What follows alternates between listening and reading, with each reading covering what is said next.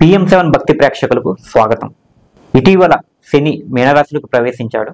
అయితే గోచారశాత్తు ద్వాదశ రాశుల మీద శని ప్రభావం ఎలా ఉండబోతుంది అనేది ప్రముఖ జ్యోతిష నిపుణులు శ్రీ కంచి శేషగిరిరావు గారిని అడిగి తెలుసుకునే ప్రయత్నం చేద్దాం. గురువు గారు ఇటీవల శని మీనరాశులకు ప్రవేశించాడు.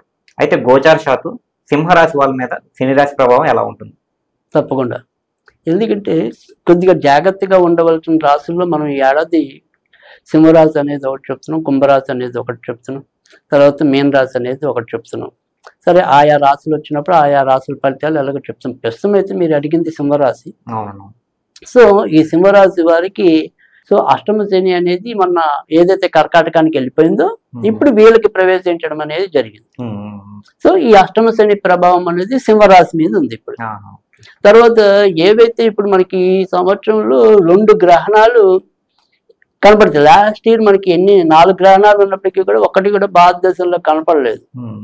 కానీ ఈసారి 2 చంద్రగ్రహణాలు కనపడేవి ఉన్నాయి. ఈ 2 చంద్రగ్రహణాలలో ఒకటి వచ్చే సంవత్సరం మార్చిలో వచ్చేది, అంటే ఉగాదికి పొందొచ్చే మార్చిలో వచ్చే గ్రహణం అది సింహరాశిలో ఉంటుంది, పుబ్బా నక్షత్రంలో. తర్వాత ఇప్పుడు ఇదే సంవత్సరం జూన్ 4 నుంచి ఇంచుమించుగా జూలై 17 ఆ టైం మధ్యలో ఇదే సింహరాశి కుంభరాశి మధ్య మొత్తం సంపూర్ణ కాలసర్ప దోషం ఉంటుంది. తర్వాత అదే సమయంలో కనుక భవిష్యత్తులో ఇప్పుడు ఎవరైనా సరే పిల్లలు పుడితే వాళ్ళందరికీ కూడా ఈ జూన్ మధ్య నుంచి జూలై ఇందాక చెప్పిన డేట్లు పుడితే వాళ్ళందరికీ కూడా సంపూర్ణ కాలసర్ప దోషంతో పుట్టినట్టే. తర్వాత కాకపోతే ఇదే సమయంలో ఒక అద్భుతమైన గ్రహమాలిక యోగం అని కూడా ఉంటుంది. గ్రహమాలిక యోగం అంటే ఏదైతే ఇప్పుడు సింహరాశి నుంచి కుంభరాశి ఉన్నాయి కదా, ఈ రాశుల మధ్య మొత్తం గ్రహాలన్నీ ఉంటాయి. అంటే మీనంలో కొన్ని, మేషంలో కొన్ని, మొత్తం 9 రాశులు కూడా అలా మొత్తం వీటి మధ్య ఉంటాయి, ఈ గడుల మధ్య ఉంటాయి, ఈ సింహానికి కుంభానికి మధ్యలో. సో దాన్ని గ్రహమాలిక యోగం అంటాం. అది సింహరాశికి కుంభరాశికి మధ్య ఉంది. కనుక ఇట్లా కొన్ని విలక్షణమైనవి కానీ ఈ గ్రహణాలు కానీ అన్ని కూడా ఇప్పుడు మొత్తం సింహానికి కుంభానికి మధ్య ఉన్నాయి. సో అందుకని సింహరాశి వాళ్ళు కొంతవరకు ఇబ్బంది పడే సూచనలు అయితే ఉన్నాయి. ఏ రకంగా అటు వాళ్ళ వ్యక్తిగత ఆరోగ్య విషయంలో కూడా జాగ్రత్తగా ఉండాలి. తర్వాత ఇంట్లో భార్యాభర్తల మధ్య తరచు ఏవో రకమైన వాగ్వివాదాలు చోటు చేసుకుంటూ ఉండటం అనేది కూడా ఉంటుంది. సో ప్రతి పని కూడా అనుకున్నంత వేగంగా పూర్తవదు. పెద్ద అంటే ఏదో రకమైన ఆలస్యము ఆటంకము ఎదురవుతూ ఉంటాయి. తర్వాత రెండోది ఏంటంటే ఖర్చులు కూడా అంతే విచిత్రంగా రావటం. ఖచ్చితంగా మనం ఒక 10,000 తీసి పక్కన పెట్టాము అనుకునే టైంకి ఉన్నట్టుండి పిల్లలు చదివే స్కూల్ వాడు ఈ ఏడాది మీకు 20,000 పెంచామండి అంటాడు. సో ఈ 10,000కి ఇంకో 10,000 వేస్తే గానీ అక్కడ పని అవని పని.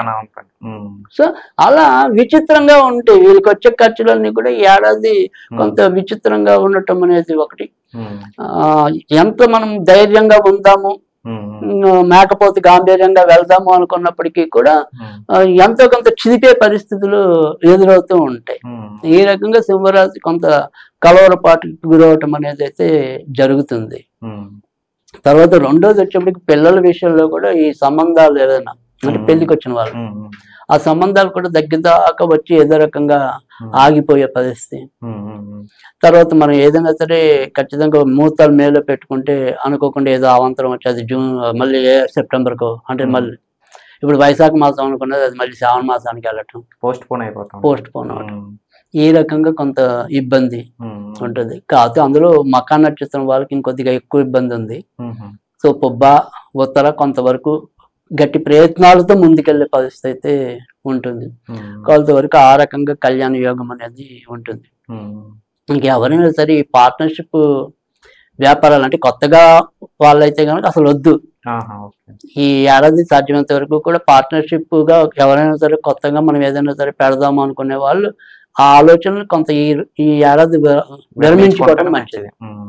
సరే, ఆల్రెడీ ఇప్పటికే మరి పార్ట్నర్షిప్లో ఉన్న వాళ్ళు మాత్రం మరి కొంతవరకు జాగ్రత్తగానే ఉండాలి. ఉన్నట్టుండి ఇద్దరికి కూడా ఎంతమంది అయితే అంతమంది పార్ట్నర్స్ మధ్య ఏవైనా సరే కొంతవరకు కలతలు రావడానికి, తర్వాత అది వాళ్ళు ఎంత శ్రమ పడుతున్నా కూడా మరీ అంత ప్రాస్పరిటీవ్గా అంటే అభివృద్ధిదాయకంగా ఉండలేకపోవడానికి ఆస్కారం అనేది కూడా ఎక్కువగా కనిపిస్తుంది. తర్వాత ఇక్కడ వచ్చేది ఏంటంటే ఎక్కువ శాతం మందికి ఏంటంటే మనకి ఇది మొదట్లోనే ఈ విశ్వావసు అనేది కొద్దిగా వసు అంటే ధనం అని చెప్పాము. అవును. తర్వాత మరి ఏదైనప్పటికీ కూడా అన్ని రాసుల వాళ్ళకి కూడా ఈ ఏడాది ఉన్నంత శుభం ఏంటంటే ప్రతి ఒక్కరికి డబ్బు అయితే మటుకు అందుతుంది.